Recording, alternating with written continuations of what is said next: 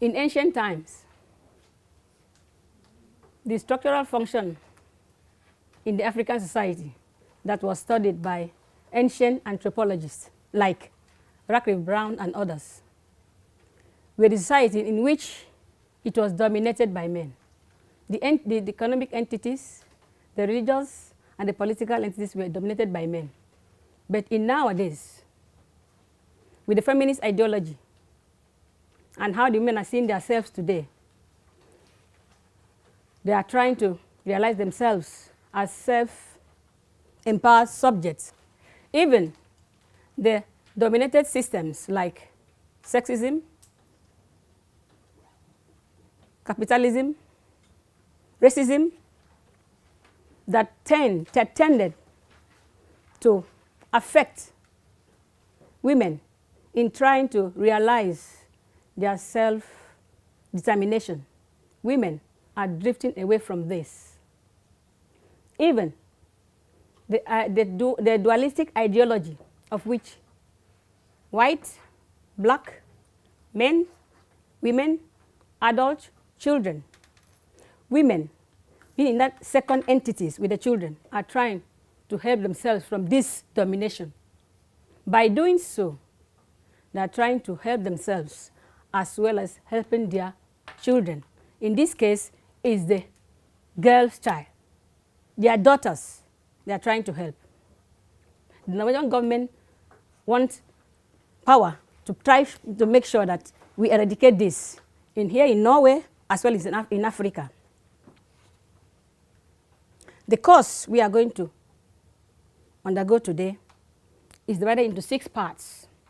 The first part will discuss more about the vaginal parts and the different types of mutilation involved. The second part will talk about the historic and the prevalence. The third will talk about the physical consequences of this on women and children, especially the girl child.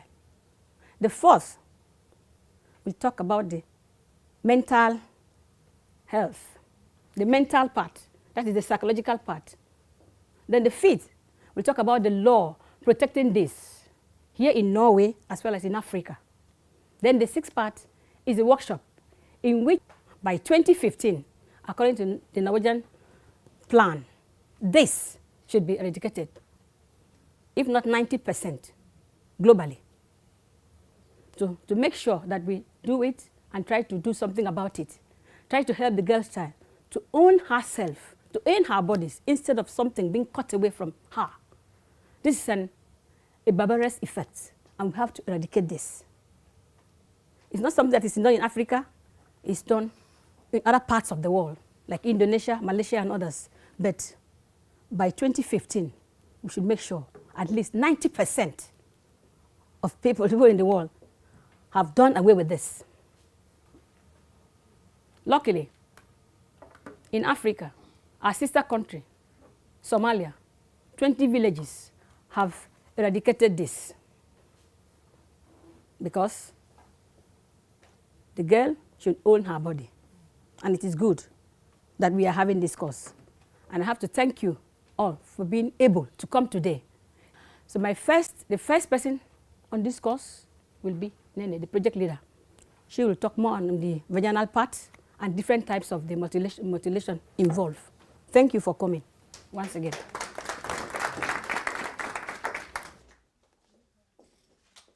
Good morning, everyone. Like Auntie Regina has told you people, the course today is reproductive health and female genital mutilation.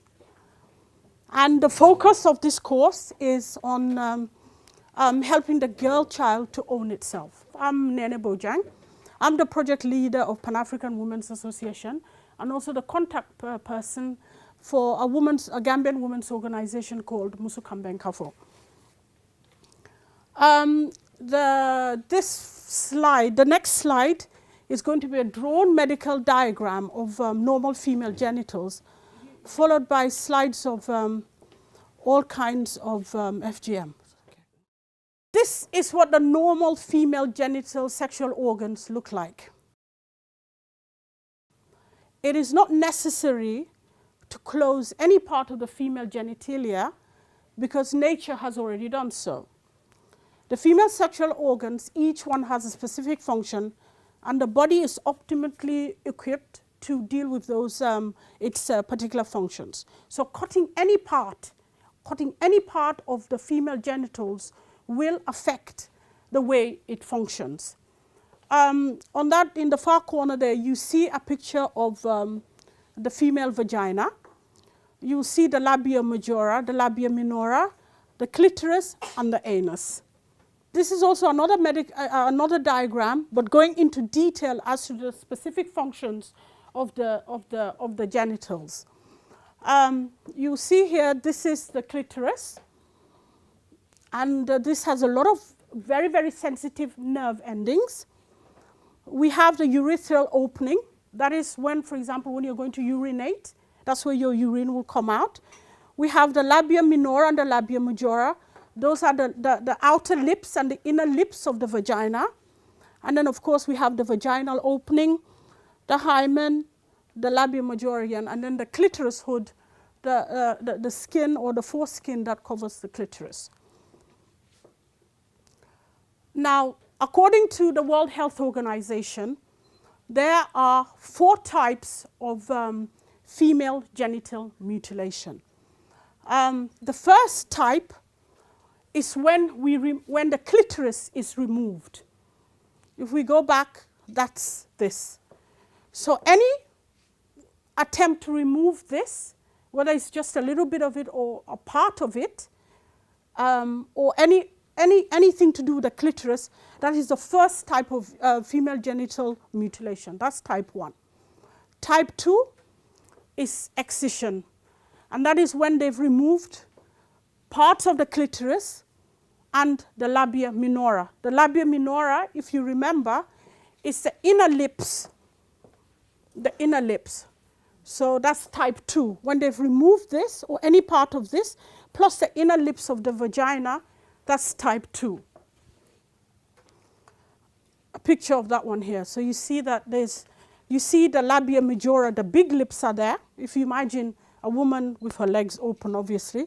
And then you see that the small lips have gone, the clitoris, both the clitoris hood and the clitoris have been removed. Yeah, that's type 2. And then we have type 3, which is infibulation. This is when the vagina is narrowed. There's only a tiny little bit of the vaginal opening. You can't see where the urine, where they should have been able to urinate. That's also been covered. And you will also see that the labia minora has been removed and the labia majora has been removed. So they've cut off everything. And then they've made the vagina really, really small. Yeah. And then we have, of course, type 4. Type 4 is everything else that is not type 1, type 2, or type 3. So that's like pricking, elongation, piercing, incising, anything else goes under type 4. The next picture is going to be a little bit, a bit dramatic because it's a picture and it's not a drawing. This is what the normal vagina should look like. But you just also have to know that no woman has exactly the same vagina. All vaginas look different, just like our noses look different. But basically, these are all the parts that should be there.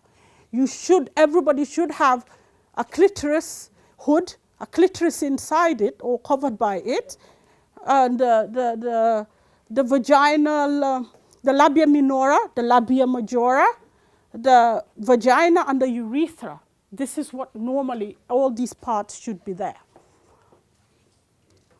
And then this is the picture of the type 2, whereby you see here that they've removed the clitoris hood. So the clitoris, obviously, in this particular case is still there, but they've also removed all of the labia minora, and her hands are on the labia majora. So that's what she's using to open it. And this is the third type.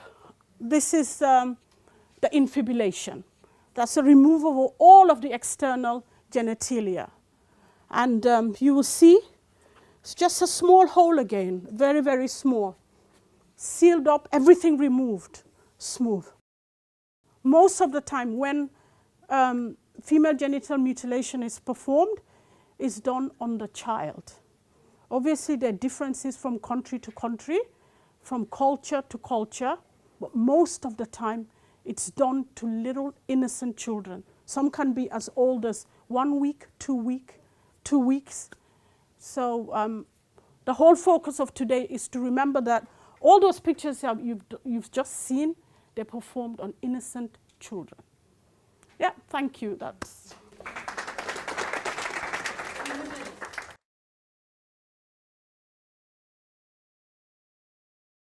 My name is Amina Mahama, and I'm from Ghana, and I'm the secretary to Pawa, and I'm also the leader of Association of Ghanaians in Norway. This cause, I mean, most of us sitting here feel that we know about our sexual organs, and why should we be having this course in Norway? But from the interaction we are getting from everybody, we see that it's very, very important, especially when you think that this practice is being done to children. But as we go through the course, you would understand why some mothers choose to let their children go through this. We are not here to judge the past, but we are here to make sure that this doesn't happen in the future. And this is happening in Africa. And as we sit here, whether we like it or not, we are from Africa, we have our roots in Africa, and we have our relatives who are still practicing this gruesome act on children. So we have to find a way of liaising with the people back home to stop it by 2015. So hopefully we should be able to do that. If you look at what we have here, FGM has been around for thousands of years. It predates Christianity and Islam. And then FGM is also practiced both by Muslims, Christians, and other faiths in communities. There's nowhere in the Quran or in the Bible that says that women should be circumcised. And if you look at the practice, some people think that it's an African tradition. But if you look at this practice, it's not only practiced in Africa. This custom is in the continent, Middle East, Indonesia, Malaysia, and India. So it's not only in Africa that this is practiced. And according to World Health Organization, 130 to 140 million women and girls have been circumcised globally. And every year, 3 million new cases are being recorded. So that is too much. And if you look at the practices, where the percentages, if you look at Mali, 92% of girls are circumcised. Mauritania, 71. Nigeria, 19%. Sudan, 90%. Egypt, 97%. So it means out of every 10 girls, it's only 3 girls. So 7 out of every 10 girls that you listen are being circumcised. Yeah. Bridget mentioned something about the conditions. And if you look at these conditions, I don't call these ones instruments, I call them weapons. Because instruments are the ones doctors use under sterilized conditions. And these are just crude weapons and herbs. And these herbs, you don't even know the bacteria that is in these herbs. If you look at this picture, this girl is about a year old. I think most of you here are mothers. And if you look at this child, I think that's the type 3 where they've cut everything, they've removed everything. And then in the case of Ethiopia, in Somalia, they tie you so that you cannot move, and then they put the herbs to allow you to heal. So, and then these children don't even pee because they are afraid to pee, because once you pee, it's painful. So, and then you are tied like this 1 to 2 weeks for you to heal. So if you look at this, then you know that it's about time this practice is stopped. The whole act is very, very barbaric. There are some people who think that we shouldn't be showing these pictures, but I beg to differ, because I got involved in the fight against FGM because of the pictures I saw.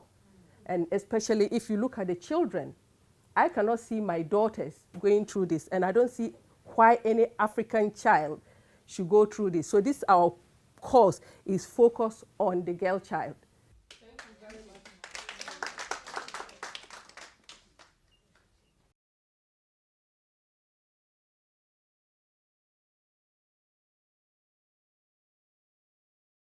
Yes, my name is Benta and I'm from Kenya, and I've just joined these other activists. So I found it very interesting, and it's my motto, it's called motto, slogan, to speak for the voiceless. I found that when we do not practice it, my tribe, but in Kenya they do practice a lot, the Maasai tribes and others.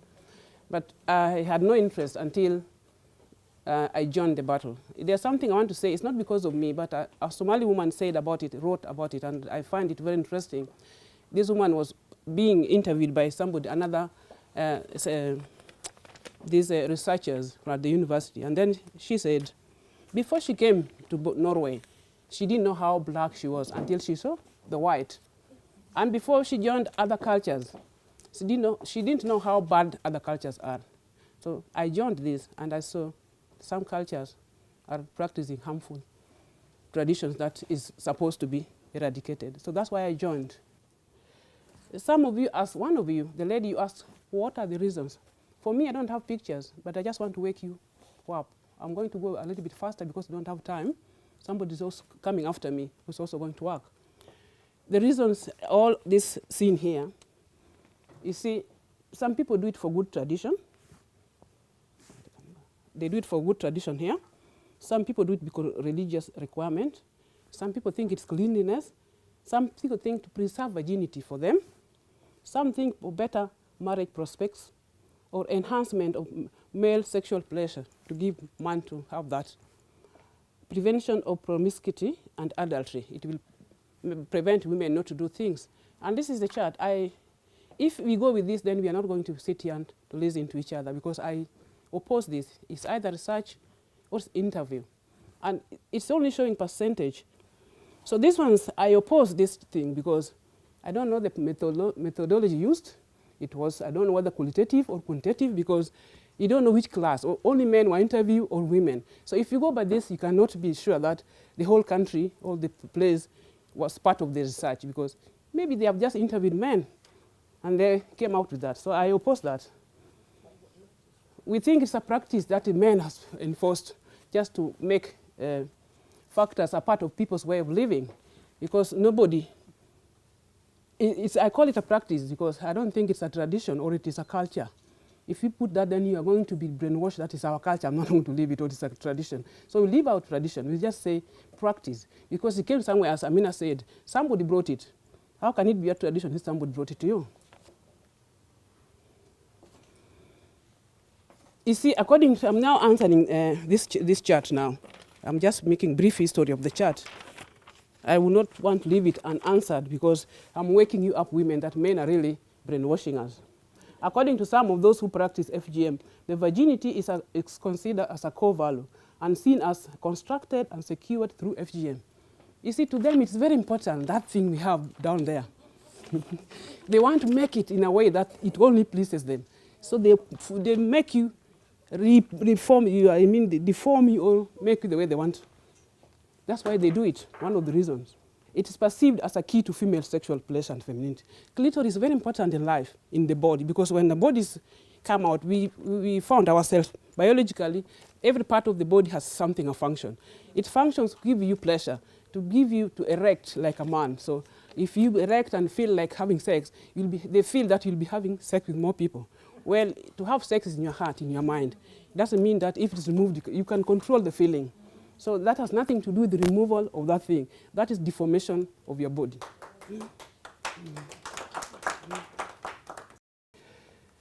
Now, why is it that in the diaspora, in Norway, it is possible to discuss the way I'm doing regarding FGM compared to societies where it originates? Is it possible just to go somewhere like sit like this and talk about the practices our people are doing? You be called an outcast. Even here we meet oppressions. If you read the stories, when I come on the streets doing that, I'll be stoned. Somebody will pour acid on my face because they will say the white man has intoxicated my brain. I'm thinking like that. But if something is harmful, why don't we speak about it? Now they have left it, it's our tradition. Let us join the battle. We don't talk about sex in Africa. I don't know in Kenya. It's very, very something. It's like a taboo for a mother to talk to her daughter. It's very good to talk to daughters and explain to them the consequences. And human sexuality is very important because women don't know the benefit of sex. It's their work is just to give. They don't have to say. That's why they accept. They have never realized that it is important. Because sex is a natural characteristic of somebody. It's just something God has given to you, to both men and women, you see. Something called sexual reticence is another cultural value, which is thought to be enhanced by removing the clitoris or part of it because the clitoris is perceived as a male and aggressive organ. The reticence is the silence. They are silencing you by removing the clitoris because the clitoris is like their penis. God gave it to you to enjoy sex with it, to feel like you are also having that part for sex. And that's what they don't want to tell you. Nobody told you. If somebody told the mother, they would not allow their children, they'll be fighting for the children to have that pleasure in the future. Sexual desire is a desire you can feel anywhere without environmental factors, where you see it, whether you're sleeping or that. That's natural. I hope even if you're cut or not, you feel it. That's natural. It comes even when you're sleeping. So you have to know the difference between sexual desire and sexual pleasure. They are two different things. They say, does FGM reduce sexual desire, pleasure, and skills? The answer is both yes and no, depending on different individuals, perception and effect FGM may have on an individual. 1.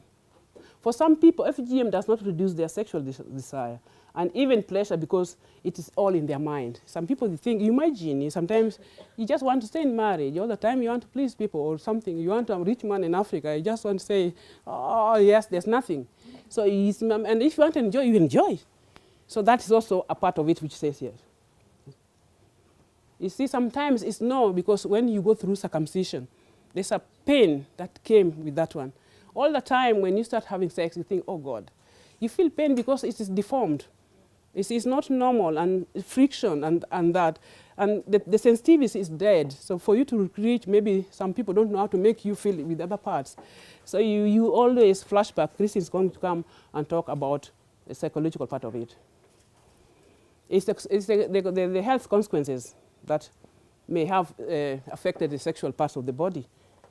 In some societies, one of the main reasons for FGM is to preserve virginity. This is although at marriage, most men are not virgins. They expect to marry virgin wives. Is it true? Yes. Men are not virgin. When they are busy, when a mother is busy preparing the girl, they are busy with other people. When they are coming back to you, you are something different, and they know the difference between the circumcised and circumcised. So when by the time of marriage, you are just there. But they know the difference. So they will make you be there thinking that you are the only one, but they know the difference. I'm telling the truth. And it's sometimes because they do that because the parents are proud that my daughter is going to be married a virgin or something because it's the value, cultural values. Yes. Prevention of promiscuity and adultery, premarital sex before marriage, or being promiscuous, having sex with many people, or when you're married and having another sex with somebody. These are all personal and or cultural attitudes and values. You don't have somebody that don't have to make you feel that they can control you, not to have something, to do something. You are not always with them 24 hours. So that is in your mind, in your heart. If you want to remain a virgin, you decide yourself. Nobody can make you a virgin. They have to teach people that the value of being a virgin instead of forcing you to be a virgin. There's something input in you is different from something you offer to do. You see, we have seen the now. Now you're sitting here, all my people. We have seen it, it's suffering, the pain that others tell us, those who have gone through it. We are not judging the past. I'm talking on the present of the child, the little one coming, that the voiceless. Those who have done it is done. And we have to work for those not to be in the same shoes with us. So the pain behind this is now questioned. Now that's why we're starting here, because we think it's bad. This is the result of what you get. The plus lowest infant mortality rates are in areas with widest spread FGM. You can see here the hemorrhage, the bleeding, when the tools are used, not in the hospital or wherever. Maybe local hospitals are also dangerous. You see, this is the infection percentage here. And this is the urine. When you are infibulated, it's not easy for urine to come out. So this is the result when it is done. Why do you want to inflict this pain to somebody who was not born with that? We put it there. If it is natural, it's a disease, then it's something else. But if it is just somebody putting, it's wrong. The type of complications and whether they occur at all depend on the type of procedure, age of the child, and other factors such as the physical environment, standards, and hygiene, etc. But if you say hygiene, if I say hygiene, etc., which means I'm accepting it. If it is in a good area, it's good. No, it's not good, because it is something you are doing against somebody's will. It's a violence. When something is done without your consent, it's a violence. So whether it is hygienic environment is good, it's still wrong. It's also, researchers or statistics shows that there's a 10% of mortality death rate. Those who are performing it, maybe 10% of that dies every year, every time. Because of excessive bleeding, because of some urinary tract infections, which cannot be cured, wound infections, boils, tetanus, blood poisoning, where they are done. So there's a 10% death rate because of either of those ones. When it is done in the bodies, no help is found available, because mostly it's done in the villages where these things will just remain there. There's a lot of dehydration, like you saw that girl Amina was showing here. They're supposed to be tied 2-3 weeks so that they're not given water, because when they get water, they will urinate so that that thing will not heal. So they suffer from such dehydration because of lack of drinking. They have these bed sores because they have to lay down to recover, and without any better checkups. Yes, I said there's fear of lack of knowledge and negative attitudes of Norwegian birth helpers. You know, when you come from there with that thing tight and everything deformation, when a nurse sees you, she will be reluctant, and people have been complaining that they are not attended well because it's something strange. You are scared. Even if my mother is something under there, I will be scared first. Even my mother was old and I was cleaning her, I was not, but I got used to it. So they find them not attending you well just because they don't understand the deformation there, they don't understand.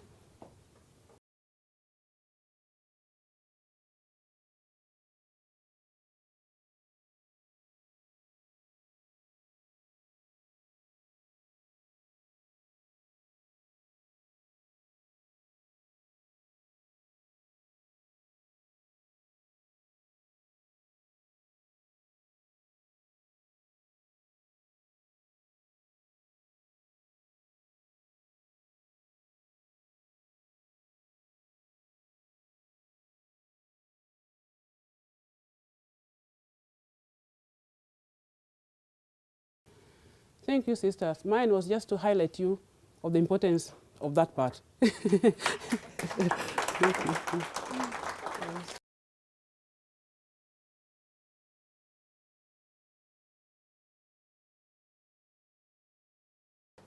Christina from Kenya, the treasurer of Pawa.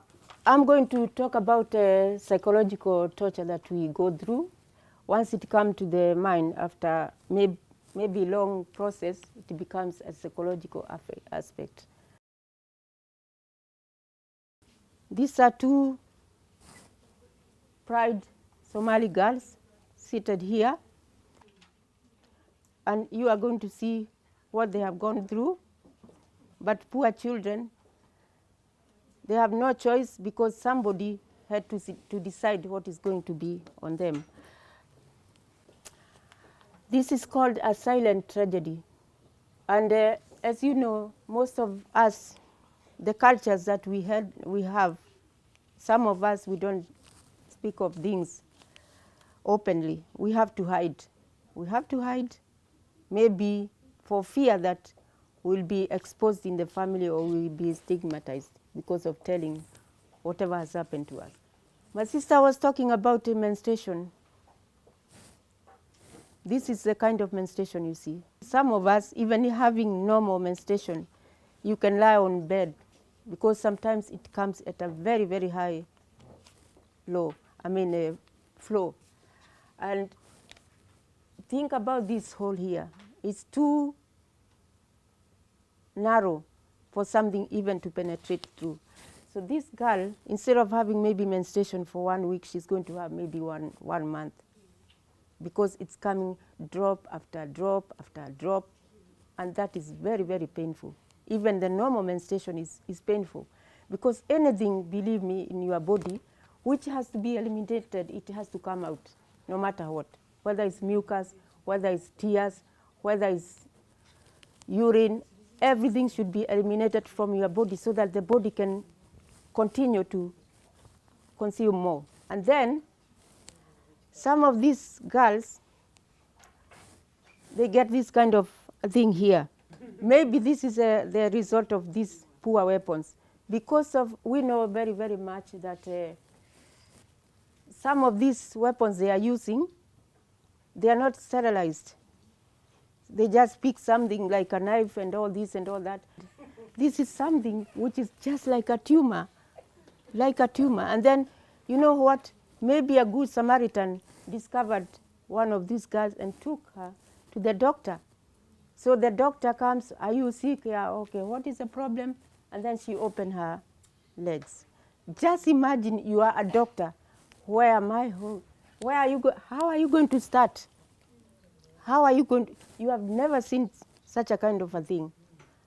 Where are you going to start? So these are the kind of things that poor doctors, they experience this. This is a girl, try to help her. This is how the doctor tried to come in. And when the doctor tried to come in, the bladder is full, because believe me, the muscles that are there for the urine to come out has been attached. So it will be very, very difficult for somebody like this one to pass urine. So the doctor, first and foremost, because we know all of us that if you are going for an operation here, maybe a lot of you are, if you have gone through an operation here at the hospital, when they finish, then you find yourself with a catheter hanging. And then you wonder, how did I get this? I never talked to the doctor about this, because once you are going to be operated, the bladder has to be empty. The bowel has to be empty. Maybe you are given this, they call it clicks. Yeah, exactly, to empty everything, because when you are going through an operation, every part of the body should be empty. So the doctor will try to see, how do I put even the hole, because at the clitoris, you find this opening of the urine vial. You find it there open, but in this case, you can't get it. So the doctor has to find whatever he gets to try and remove urine from the bladder before he performs the operation. It's very, very painful. So he has to perform, and he had to set a tube going directly from the urethra to the bladder, opening of the bladder, so that this urine can be eliminated. Now, this lady here, when she's passing feces, it has to come through vagina because of the complications that are there. The vagina and the anus are quite narrow from one another. Maybe everything is destroyed. So this one is coming through vagina. You can imagine infection. Good. We have this E. coli bacteria, which is the most dangerous bacteria on earth, and is found on feces. And that's why you see some people even suffer because of cholera. you know, because of these poor kind of things. And what it does, the E. coli comes direct to the urine, the opening here where I told you, the small hole. That's where it finds itself there, and then it starts developing, and from there it goes direct to the, then you get the whole urethra is destroyed because of this furious bacteria. And you know very, very well that the kidneys is one of the most important organ in our body. And once the kidney is destroyed, believe me, we don't have life.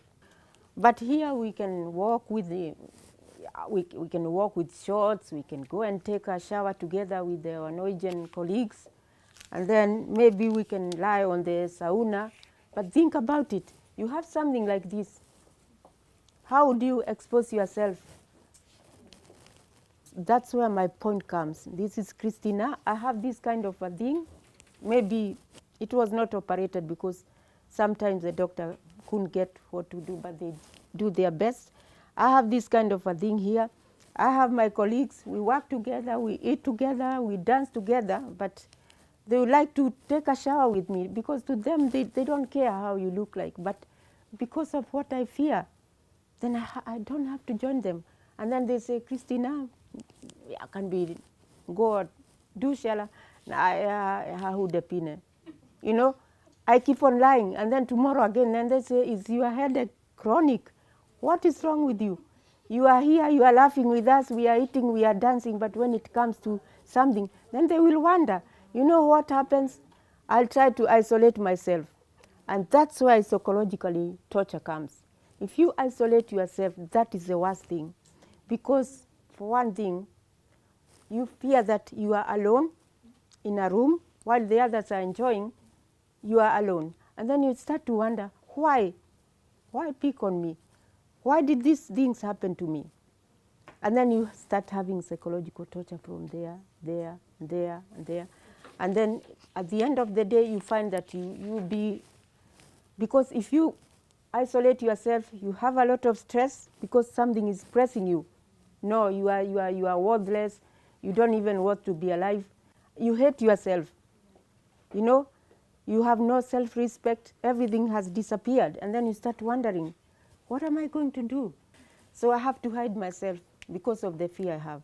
And then from there, I be depressed. And from depression, you know where you are heading to? Manisk. And if you go with the Manisk, maybe 3 years you have been locking yourself. My dear sisters, there's no way back. No way back. I said that it's not easy to repair your body, but of course, like my hand, I felt one time and it was broken and repaired a little bit. Well, I can still feel not normal. But once it comes to the head, there's no repair. My dear sisters and brothers, it's not easy.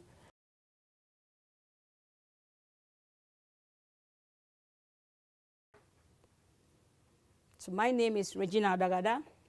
I'm the leader for Pawa. So I'm going to talk on the law now, safeguarding this FGM. 1 is the layout of the prohibition.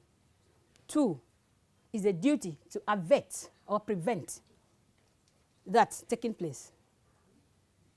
And the aim of this is to protect the girls from being genital mutilated. Now, the first part, which is the prohibition, is that if any girl living in Norway is subjected to FGM, and the parents who could have done something about this didn't do anything about it, that parent, they've committed an offense. You haven't got the right to do it, either here or in Africa. Any person who willfully performs an operation on a woman's genitalia that damages the genitalia of or inflicts upon them permanent changes shall be liable to punishment for female genital mutilation. The penalty is imprisonment for a term not exceeding 3 years, but not exceeding 6 years if the operation has resulted in sickness or incapacity to work of more than 2 weeks duration, or if an incurable blemish, flaw, or injury has been caused, and not exceeding 8 years if the operation has resulted in death or serious injury to body or health. And accomplices shall be liable to the same punishment. The law. Now, I'm talking about the prohibition. Now I'm talking about the aversion, the duty to prevent this. This duty lies in the hands of government officials and public officials, public sectors, to make sure that FGM does not take place. If the government official, like the nurses or the teachers or anybody, social, anybody, knows that a girl is undergoing the risk of being genital mutilated, that person has the duty to alert the police or the child welfare authority about this. Professionals and employees in child care centers, the child welfare service, the health and social welfare service, schools, daycare facilities for school children, and religious communities who willfully fail to see to avert, that is to prevent it also, by formal compliance or in another manner, female genital mutilation of Section 1 shall be liable to fines of imprisonment for a term not exceeding 1 year. The same applies to elders or religious leaders of religious community. The duty to avert such an act shall apply regardless of any duty of confidentiality, as I've said. Failure to do so is not punishable if the female genital mutilation is not completed or does not constitute a punishable attempt. From October of 2009, selected municipalities will be offering all girls and women from countries where the prevalence of female genital mutilation is 30% or higher a health examination.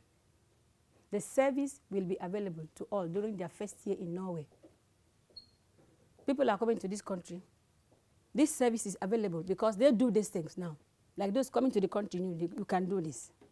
Parents from these countries will be offered advice about female genital mutilation when their daughters start school and begin in 5th grade. They will also be able to have their daughter's health examined. Girls in upper secondary schools will have an opportunity to talk to a counselor and take a voluntary health examination. Before the examination, the parents of the girl herself must give a written consent. Counseling examination will become available all over the country in 2010.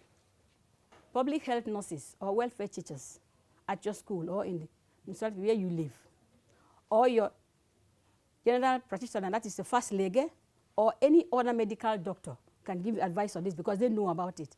The Red Cross helpline, that's the line, that is 815555201. You can call them and remain anonymous. You don't tell them your name, just call them to know how far you can get more information from it. Even Pawa too can also help you to give you more information where you can, where they can refer you to where you can get help about this. Health regions. There is a women's clinic in every health region. These clinics are required to help girls and women who have undergone genital mutilation. They offer counseling, physical examination, treatment, and reconstruction, day surgery. You can contact the clinics yourself or get a referral from a doctor, school nurses, or midwife.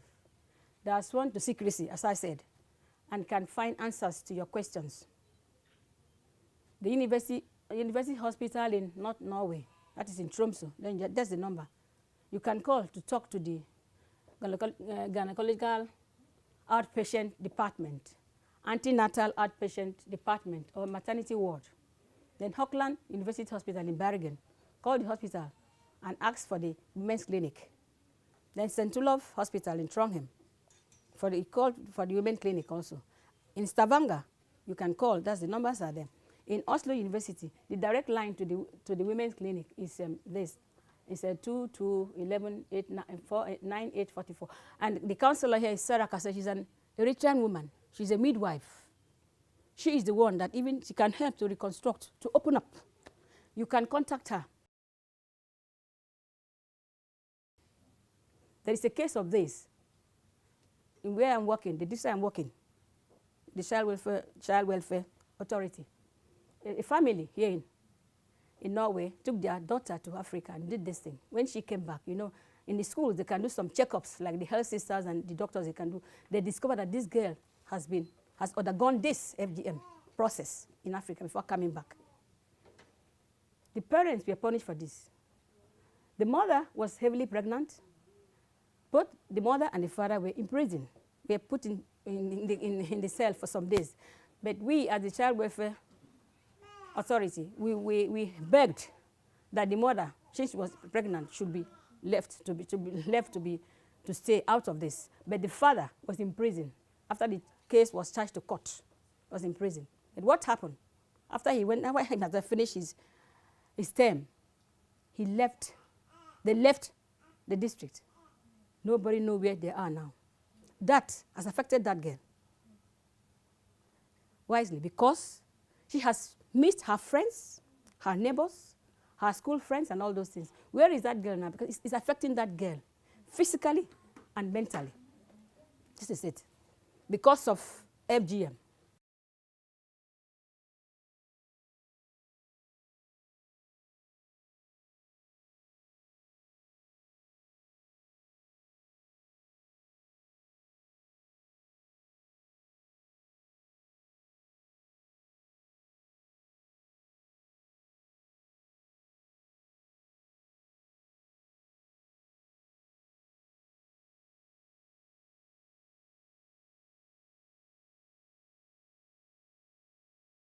Like really to thank the Pawa ladies, you know, the Pawa Secretariat Committee to organize this awareness to us. Really, I have learned so much today out of this. And it's not only a fight for one woman, it's a fight for all of us. And we have to fight together to eradicate the FGM, is it called FGM, the female genital mutilation in this world, and it starts from today. The battle has to start from today, and anybody who's doing this has to pay the consequence.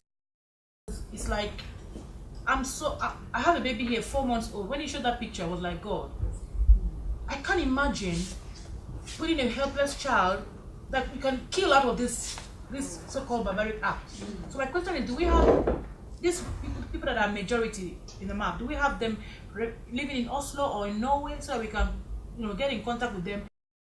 As African women is very important, and that those of you who are coming from the Mutak, when you go back and you are sitting down, African women have to discuss their sexuality. We have to talk. African women don't talk to each other. We shouldn't be, if you said, oh, I don't experience this, I don't do this, people look at you, oh, you are spoiled.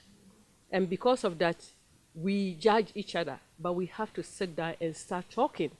If we had been talking 10 years ago, I think we would have achieved a lot. When somebody ill-treats children, that is the thing that makes me so mad. Children, because they can't answer for themselves. That one I'll be willing to talk like I talk like I'm doing now. That's all. Ill treatment of the children, the innocents. Like I'm saying now. That's your opinion. That's You have my a right opinion of from an what she opinion. said. Yes. That she particularly does not get to orgasm because, I mean, you've been married for so long and this man comes home, sleeps with you, gets satisfied, and just turns his back without even knowing whether you're complete or not. Yeah. And it's because she said she was so worried she had to get to the doctor only to be told she was circumcised. And he quickly went back. She went to the internet, I was checking everything about it, and found that part of this, what they call it, beef, the clean, that's the side effect of this is some women, not all, don't get to orgasm, and she's one of them. Yeah. First of all, I want to say you are invited here. Thank you so much, and for all of you. And it's good for us, especially me. I know a lot of things.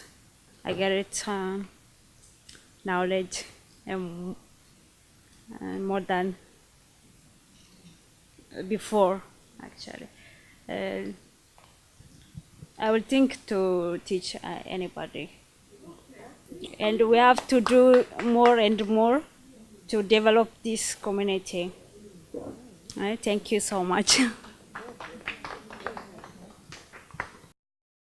marry you you. see the pictures, but they don't go through that same They won't thing. marry you. It's, you know, And they have if to it work were with the them. men that they were doing that to, they would have stopped this A long time ago. But because it's women, the whole world sits back and watch. You don't deserve it. It is our fight, and we have to fight. Oh, we are going to fight. Mercy. Yeah, I have almost the same opinion as Bridget. You know, the women has to come together to fight this, because in most villages, the women are the one who are performing the circumcision, and that's what I heard, and that's what I understand. And if we really educate these women, and if we can tell them that this is bad for the woman, don't do it, and we come together as a woman in the village, we can try to stop it. Yeah, which is, I don't know, it happens to me. Maybe if it happens to me because I'm from Eritrea. So I don't want to repeat this thing to the next generation. So I have to fight. That's the, but before I don't have any idea about this, but today I have it. So for the next generation, from my sisters, from my kids, my uncle's kids, we have to fight this thing. That's the point today I take from this. Maybe next time will be more even. Girls being married at the age of 12, 15, and of course going through such things, and then they come to the hospital to give birth, and they are helpless. You know, he as a doctor, for a doctor to weep, it's a very terrible thing. He said the first time he experienced it, he wept. He couldn't believe, as a believer, I just told God to help him, because he couldn't believe a child of 12 or 15 getting pregnant for the first time and coming to have a baby and opening her legs and see that she's been all tied up. And the girl can't push. And she's just there looking at his face at the doctor to help. And that's one part. And he said some of them, it's so bad that you can't come close to them because they smell. They smell. And you know, the sad part is that most of them, when they marry the older men, and the men abuse them, both sexually and everything, and they get to the point of they're living dead. I call them because they start smelling. They abandon them in the hospitals to the faith of the doctors to do some miracles on them. And we thank God for doctors. This is my first time, and seeing these pictures and congregation, I must say that I'm amazed. You know, Thank you. It's incredible to see these things that people are really going through pains like this, because you know, you hear this thing, because I grew up in Europe, and when you hear this thing, it's like it's nothing, you know. But seeing it in this way, is you can imagine the people that is going through this pain. But you all ladies, God bless you all. And thank you for inviting us all, especially for all Eritreans, because we know that the situation in our country is more than we expected. So thank you very much for that. And I hope we will all translate this situation to our friends in the camp, and also to our, especially to our back home to the country. And maybe, you never know, maybe they will change anything, maybe we will see the change. So I will see you, maybe I will see you and join you next time.